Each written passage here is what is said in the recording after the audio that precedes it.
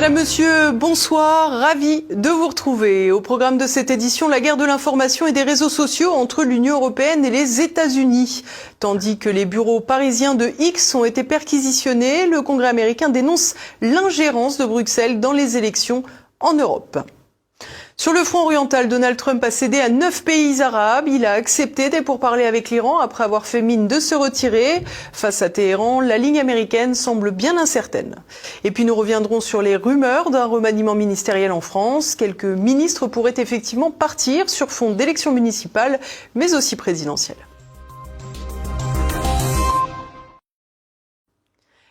Entre Washington et Bruxelles, rien ne va plus. Les eurocrates, Emmanuel Macron en tête, n'en peuvent plus de la liberté d'expression au point de perquisitionner les bureaux du réseau social X à Paris. En réponse, le Congrès américain vient de publier un rapport explosif qui dénonce les ingérences de l'Union européenne dans les processus électoraux européens.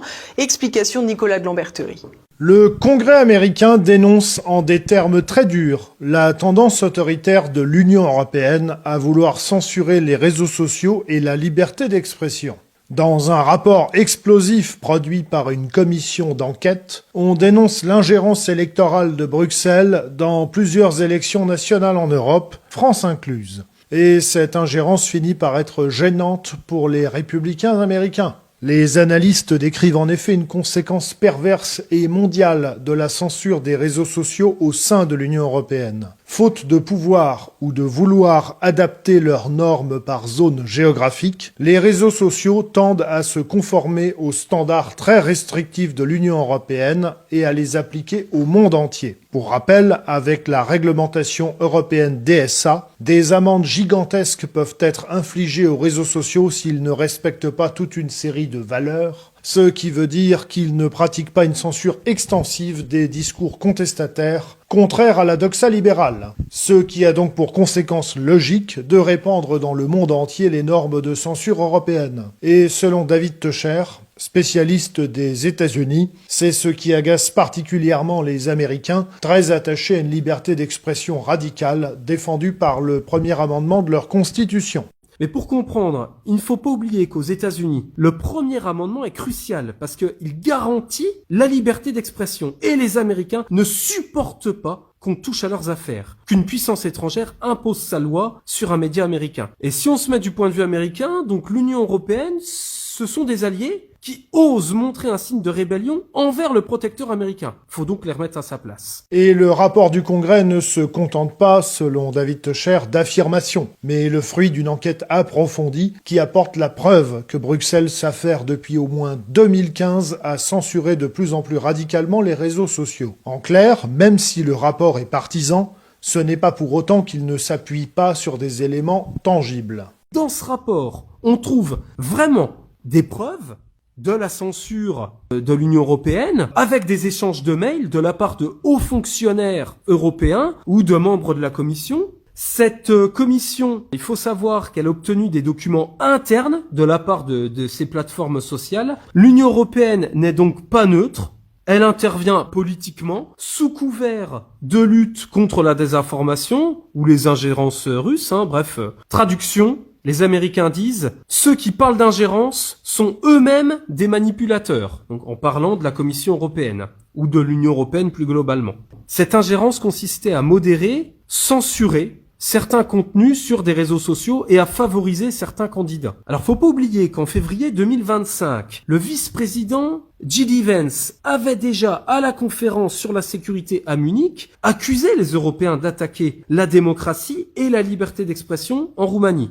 Et il se pourrait bien que la guerre des réseaux sociaux entre Bruxelles et Washington ne fasse que commencer, puisque ce mardi 3 février, les bureaux parisiens de X, anciennement Twitter, rachetés par Elon Musk, ont été perquisitionnés. C'est d'ailleurs le même jour que le Congrès a publié son rapport. Alors, quels sont les objectifs des Américains et des Républicains en sortant ce rapport? clairement affaiblir la Commission européenne, lui rappeler qu'elle ne peut pas imposer ses normes à des entreprises américaines, que ce soit Meta, que ce soit Google, que ce soit X ou d'autres. Alors pourquoi ça sort maintenant? Alors c'est vrai qu'avec la pression qu'on vient de voir là sur le réseau social X d'Elon Musk exercée par les gouvernements français notamment et la Commission européenne, on a ce rapport de la commission judiciaire là, du Parlement américain qui sort curieusement à pic. Clairement, il faut y voir un lien, ce n'est pas innocent. Il convient malgré tout de garder à l'esprit que la dénonciation par les États-Unis d'une ingérence étrangère, en l'occurrence européenne, dans ses affaires intérieures et dans la liberté d'expression, a quelque chose de cocasse au vu des antécédents américains en la matière. Même si le pouvoir américain a changé de bord entre-temps. Il convient de rappeler que la censure des réseaux sociaux a au moins tout autant eu lieu sous pression des exécutifs américains, en particulier lorsqu'ils étaient démocrates. Par ailleurs, ce sont aussi des intérêts économiques bien compris, les réseaux sociaux étant tous américains à l'exception de TikTok, qui sont susceptibles de motiver les révélations de la commission du Congrès. Il ne faut pas oublier l'extraterritorialité du droit américain, et notamment du Department of Justice, qui inflige régulièrement des amendes aux entreprises stratégiques européennes et aux banques pour ne pas avoir respecté, soi-disant, les normes américaines. Donc, de la part des Américains, c'est une blague, puisque eux font aussi de l'ingérence politique et surtout économique. C'est de la menue monnaie, en fait, ce rapport-là. Surtout avoir la guerre économique que livrent les États-Unis à l'Europe, il faut remettre les choses dans leur contexte, via le Department of Justice, le Securities and Exchange Commission, mais aussi via le procureur de New York ou le fisc américain, où, grâce à ces 4 organisations, ils imposent leurs normes, leurs lois, s'approprient et volent des marchés aux entreprises françaises à l'export, mais rachètent aussi nos entreprises stratégiques. Entre 2009 et 2014, les USA ont fait payer 16 milliards de dollars d'amende aux banques européennes et on peut estimer entre 20 à 25 milliards de dollars d'amendes payées par les entreprises européennes aux États-Unis sous divers prétextes, justifiés ou non. En tout état de cause, en dépit d'une actualité internationale particulièrement chargée, les révélations du Congrès ne sont pas passées inaperçues en Europe. Outre un certain nombre de médias et d'influenceurs, c'est plus particulièrement en Roumanie que le document du Congrès a eu le plus d'impact, et étant donné que le cas roumain a été le cas le plus flagrant et éclatant d'ingérence électorale, sous prétexte de questions relatives aux réseaux sociaux. Les partis d'opposition nationalistes roumains ont réclamé de nouveau l'annulation des processus électoraux de 2024 et 2025, et même s'ils ont peu de chances d'être entendus, tout ceci contribue à une ambiance de plus en plus tendue et défiante dans les sociétés européennes, entre d'une part élite aux tendances de plus en plus autoritaires et d'autre part population dont la méfiance s'accroît à mesure de leur paupérisation brutale. Après des craintes d'un retrait américain, Téhéran a confirmé la tenue des négociations avec Washington demain vendredi à Oman. Que s'est-il passé? Trump voudra-t-il et pourra-t-il vraiment négocier avec les mollahs? Réponse tout de suite avec Édouard Chano. Confusion diplomatique. L'incertitude régnait encore le 4 février au soir sur le dossier iranien. La participation américaine à des discussions de sortie de crise n'était pas garantie. Finalement, les négociations entre Washington et Téhéran auront bien lieu demain 6 février à Oman. Toutefois, et non à Istanbul. L'Iran a en effet confirmé ce 5 février au matin la rencontre, mais pas encore la Maison-Blanche. Les dessous des tractations ont toutefois fuité, selon le média d'investigation Axios, citant 2 responsables américains. Plusieurs dirigeants du Moyen-Orient ont fait pression auprès de l'administration Trump pour qu'elle renonce à ses menaces de retrait. Au moins 9 pays ont exhorté les États-Unis à ne pas annuler la réunion et à écouter ce que les Iraniens ont à dire. Ces derniers avaient déclaré le 4 février vouloir déplacer les pourparlers à Oman et les tenir dans un format bilatéral afin de les concentrer uniquement sur les questions nucléaires. Donald Trump, de son côté, veut élargir ses pourparlers au programme de missiles balistiques qui, rappelons-le, a percé en juin dernier le dôme de fer israélien, mais aussi au soutien apporté aux milices dans la région et au traitement de la population iranienne. Les diplomates américains ont ainsi fait mine de se retirer avant de se raviser. Toujours selon la même source, l'administration américaine a donc accepté la rencontre par respect pour ses alliés, mais visiblement à contre-cœur. Une nouvelle ambiguïté donc qui reflète un manque de ligne claire, après avoir notamment poussé les Iraniens à la révolte, assurant qu'une aide américaine arriverait. Des postures que dénonce l'avocat franco-iranien Baki Manesh, représentant des Français d'Iran. J'essaye de regarder ça de manière objective. C'est très difficile parce que ce qu'on vient de vivre tous, c'est quelque chose d'extrêmement dur. Mais bon, ce que fait Trump, c'est vraiment du n'importe quoi. Il n'a pas une position claire. Après, il va nous faire croire que c'est sa fameuse manière de négocier. Si vous voulez, nous sommes tous plus ou moins des professionnels. Moi, je participe à des deals. Alors peut-être pas à des deals à milliards comme Trump. Il y a un moment donné, les interlocuteurs ont quand même une ligne de conduite assez claire. Ça peut bouger, les curseurs peuvent bouger. Là, il n'y a aucune ligne de conduite claire. Un jour, c'est « ça y est, j'envoie la cavalerie ». Un autre jour, on va s'arrêter là. Un autre jour, c'est « on va négocier ». Mais rappelez-vous, en juin, c'était pareil. Les Iraniens avaient même envoyé leur réponse à ce qui semblait être un dernier round de négociation avec Trump. Et puis, la guerre a commencé, si vous vous rappelez. Il y a un moment donné, il faut un peu de rigueur et surtout une dose de confiance quand vous vous mettez autour d'une table pour négocier, même avec votre ennemi. Depuis plusieurs semaines, en effet, les puissances régionales s'activent pour éviter une intervention militaire de Donald Trump, synonyme d'escalade régionale. L'Arabie Saoudite a assuré l'Iran de sa neutralité, ayant d'ailleurs refusé il y a 10 jours son espace aérien aux forces américaines. Le président turc Recep Tayyip Erdogan a déclaré faire tout son possible pour apaiser les tensions. Mais tout porte donc à croire que Washington a cédé et n'évoquera à Oman, et dans le cadre de pourparlers directs avec les émissaires iraniens, que du programme nucléaire. Des pourparlers multilatéraux sur le programme des missiles et le soutien aux groupes armés et sur le droit de l'homme sont attendus dans un second temps. L'envoyé spécial de la Maison-Blanche, Steve Witkoff, a rencontré mardi en Israël Benjamin Netanyahou. L'objectif consistait à remettre à jour les derniers renseignements obtenus par les services israéliens sur l'Iran. L'État hébreu ne fait pas confiance à Téhéran et les Américains affirment ne pas être naïfs. L'ancien ministre français Jean-Yves Le Drian affirmait ce matin sur France Info que négocier avec les Iraniens exige une habileté extrême. Selon Baki Manesh, un tel exercice est en effet ardu.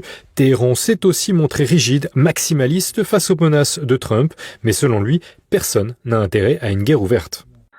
Les Iraniens se sont montrés plutôt assez durs également, avec l'organisation, qui a été annulée pour l'instant, d'exercices militaires tout près de la flotte américaine, dans le Golfe Persique. Le discours iranien était également très dur, il reste très dur. Le guide Khamenei a encore déclaré qu'en cas d'attaque américaine, là c'est même pas une question de représailles, mais de guerre régionale. L'Iran, aujourd'hui, dans le discours, adopte une posture maximaliste. Donc suit pas à pas le discours de Trump. Mais si on regarde maintenant les choses objectivement, parce que pour des questions de politique interne, parce que des élections bientôt, parce que des promesses électorales que Trump a tenues. Une guerre avec l'Iran peut être catastrophique pour Trump, pour son image et pour sa base MAGA aux États-Unis. Pour le régime iranien, il sera également catastrophique parce qu'on s'engagerait vers une guerre ouverte. Donc, si vous voulez, les deux côtés n'ont vraiment pas intérêt à engager une guerre. Selon le Wall Street Journal, le 2 février dernier, citant des responsables américains sous couvert d'anonymat, les États-Unis ne sont pas prêts à frapper l'Iran, ces forces n'étant pas encore en mesure de déployer davantage de défense aérienne au Moyen-Orient pour protéger ses troupes et ses alliés. Visiblement, l'équilibre de la terreur est la meilleure incitation à la diplomatie. Sébastien Lecornu va-t-il faire tomber des têtes avec la perspective des élections municipales? Un remaniement ministériel serait imminent, mais dans les esprits de chacun, c'est aussi la campagne présidentielle qui se profile. Renaud de Bourleuf. On va bientôt prendre les mêmes et recommencer. À l'approche des élections municipales, plusieurs ministres devraient quitter le gouvernement dans les prochains jours. Le ministre de la Culture, Rachida Dati, candidat à la mairie de Paris, l'a déjà affirmé sans donner de date précise. Aujourd'hui, je respecte toutes les règles déontologiques, il n'y a pas de sujet là-dessus, mais bien sûr que je quitterai le gouvernement. C'est l'occasion d'un remaniement ministériel, même si le Premier ministre Sébastien Lecornu préfère parler d'ajustement gouvernemental. Il faut dire que les autres ministres qui devraient en effet suivre le mouvement sont passablement inconnus. Le ministre délégué chargé des Sports, Marina Ferrari, et le ministre délégué chargé de la Ruralité, Michel Fournier, sont candidats respectivement à Aix-les-Bains en Savoie et à Voivre dans les Vosges. Quant au ministre délégué chargé de l'autonomie des personnes handicapées, Charlotte Parmentier-Lecocq, elle aurait annoncé au chef de gouvernement son départ en raison de la candidature au municipal de son député suppléant. Une victoire de ce dernier à Templeuve-en-Pevel, dans le Nord, l'obligerait à démissionner de l'Assemblée nationale, entraînant une législative partielle. La Macronie n'ayant déjà plus beaucoup de députés, mieux vaut ne pas prendre le risque d'en perdre encore un autre. Mais plusieurs questions se posent dans les couloirs de Matignon et des différents ministères. Ce remaniement pourrait-il être l'occasion pour Sébastien Lecornu de faire le ménage au sein de son gouvernement ? Mardi, le porte-parole Maud Bréjon a été interrogé sur ce réajustement et a répondu ignorer la date ainsi que la teneur. Mais elle a été invitée à donner son avis sur Gérald Darmanin. Gérald Darmanin est un très bon ministre de la Justice, qui a fait bouger les lignes, vous le savez, notamment sur la question des prisons, notamment sur la question du narcotrafic, sur les prisons de haute sécurité, on en a beaucoup parlé. Il a beaucoup fait parler, c'est le moins qu'on puisse dire, il a fait bouger les lignes, au moins dans les textes de loi. Mais l'un des enjeux reste celui de sa possible candidature à l'élection présidentielle de 2027. Une ambition dont il ne se cache plus. En revanche, mon travail d'acteur, d'abord, c'est pas de rajouter un candidat de plus juste parce que je me sens capable. Je me sens capable, mais je ne suis pas narcissique. En octobre, Sébastien Lecornu affirmait que le gouvernement devait être complètement déconnecté des ambitions présidentielles pour 2027. Reste à savoir si la présence de Gérald Darmanin place Vendôme est aujourd'hui compatible avec ce à quoi il pense quand il se rase. Si un tien vaut mieux que deux tu l'auras, l'intéressé s'interrogerait lui-même sur ce qui est préférable pour lui. Conserver un ministère régalien pour multiplier les effets d'annonce et le transformer en tremplin, ou partir pour mettre à distance la Macronie. Et l'on poursuit avec l'actualité en bref en France. Choisir, c'est renoncer. C'est visiblement ce que Vincent Bolloré va redécouvrir si, comme plusieurs médias spécialisés l'annoncent, Sonia Mabrouk quitte l'antenne de CNews. Après l'interview de la journaliste du socialiste Jérôme Guedj, lequel a inversé les rôles en interrogeant l'élève d'El-Kabbach sur le maintien à l'antenne de Jean-Marc Morandini, malgré ses condamnations définitives pour corruption de mineurs, Sonia Mabrouk avait dit sa gêne et son incompréhension.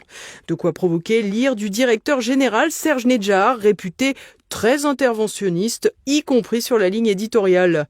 La journaliste avait toutefois rapidement reçu le soutien de certains confrères comme Laurence Ferrari et Pascal Praud. Récemment, c'est Philippe Devilliers, chroniqueur de CNews, qui s'insurgeait contre la décision de la direction. Face à cette mutinerie, Serge Nedjar aurait donc interpellé vigoureusement Sonia Mabrouk dans les couloirs du média mercredi, provoquant alors le départ de la journaliste dont l'absence sur la tranche du midi a été remarquée, à l'instar de son entretien politique de ce jeudi matin. Reste à savoir quelle sera la stratégie de Vincent Bolloré dans cette tourmente.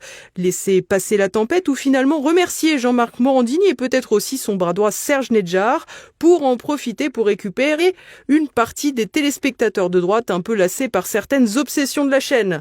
Par ailleurs, le président de la commission d'enquête sur la neutralité du service public, Jérémy Patrier-Leitus, a annoncé vouloir convoquer Vincent Bolloré et évoquer le maintien de Morandini à l'antenne. Une possibilité permise parce que l'entreprise Vivendi du Breton est actionnaire à 20% de Banijay, la société de production de Nagui, qui travaille donc avec le service public. Les ultra-riches paient-ils vraiment si peu d'impôts ? C'est la question qu'a décidé de poser le député Elliott Charles de Courson par le biais d'une commission d'enquête grâce à son droit de tirage. L'initiative a été entérinée par les présidents de l'Assemblée nationale mardi dernier. Pour le député centriste de la Marne, il est temps d'avoir un état des lieux fidèle à la réalité. Dans un entretien accordé à Libération, l'ancien ministre socialiste de l'économie, Éric Lombard, avait affirmé que la direction des finances publiques avait constaté que parmi les plus fortunés du pays, des milliers présentaient un revenu fiscal de 0 €. En d'autres termes, ces ultra-riches ont trouvé des combines pour ne plus payer aucun impôt en France. Une situation multifactorielle en effet, outre la surfiscalité du pays, la question du consentement à l'impôt face à la gabegie d'État se pose de plus en plus. Par ailleurs, dans une nation en proie aux fractures, la solidarité n'est plus une donnée importante pour une grande partie des Français. Une future commission d'enquête qui ne devrait donc pas manquer de saveur. Les personnes âgées, grandes oubliées de nos pouvoirs publics. Ce jeudi, la Drees a sonné l'alarme dans un rapport. Alors que la population vieillit, il y aura bientôt plus de place dans les EHPAD.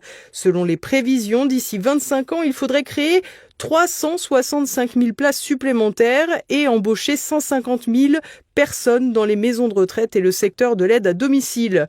Un problème évoqué depuis plusieurs années. Selon l'association des directeurs au service des personnes âgées, les rapports se suivent depuis la canicule de l'été 2003, mais les promesses ne sont que peu tenues. Ainsi, sur les 50 000 embauches dans le secteur du grand âge promises par Emmanuel Macron en 2022, moins de la moitié est effective. À présent, l'actualité internationale.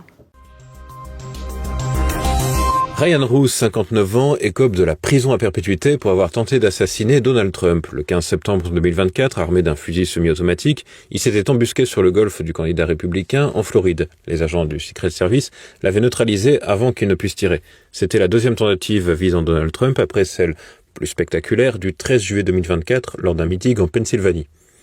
Ryan Roos avait déjà été condamné en septembre 2025 pour tentative d'assassinat d'un candidat présidentiel. Il avait plaidé non coupable et s'était défendu seul. La juge Aileen Cannon a prononcé la peine maximale. Il reste un danger permanent. Ryan Roos finira ses jours en prison, à défaut d'avoir changé le cours de l'histoire. Donald Trump ressuscite l'accord commercial avec l'Afrique in extremis. En effet, pendant 4 mois, une trentaine de pays africains ont perdu tout accès préférentiel au marché américain, véritable blackout commercial. L'African Growth and Opportunity Act, qui permettait d'exporter sans droit de douane vêtements, textiles et pièces auto, était expiré depuis septembre 2025.